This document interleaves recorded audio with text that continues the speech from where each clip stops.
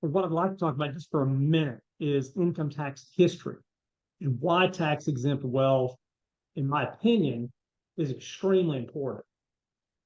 The tax code that we operate under began in 1913. This thing's been around a little over 110 years. And in 1913, your first $4,000 was tax-free. Beyond that, the tax brackets were 1 to 7%. That was it. 7% was the maximum tax bracket in 1913.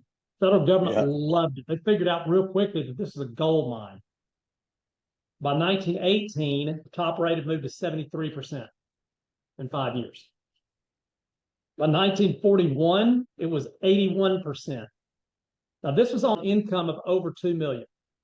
Okay. By 1944, the top rate was 94% on income of over 200,000. That's a dramatic swing. From 44 to 63, the top rate was never lower than 90%.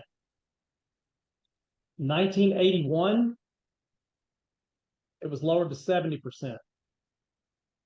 And then in 1988, the first really, really significant tax reform act that benefited the taxpayer came into play when the highest rate was dropped 28%. Oh, wow. But it was on income of over $29,000. So if you're 30 grand in 1988, you're in the top tax bracket. What the federal government realized was, man, we can lower our tax rates. Sure. As long as we adjust the incomes necessary to reach these thresholds, we can still bring in more money. Right? Yeah, squeezing the balloon. Yeah. The average top tax rate in 111 years, 58, it's actually 58.5%, 58.5%. Today, what is it? It's 37. That's the maximum income tax rate.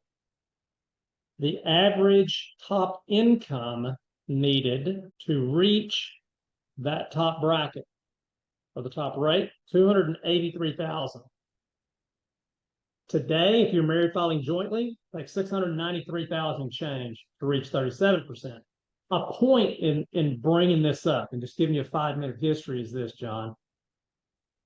You know as well as I do, it's political suicide to come in and say, we're going to raise tax rates. No one ever runs for office successfully saying we're going to raise the rates.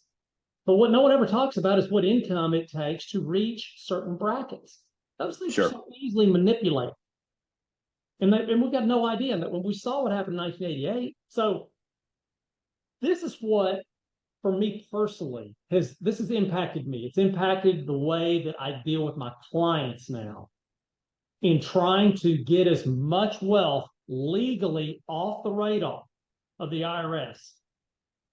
Because what if those rates go to 40 or 45%? And what if they lower this number to 100,000?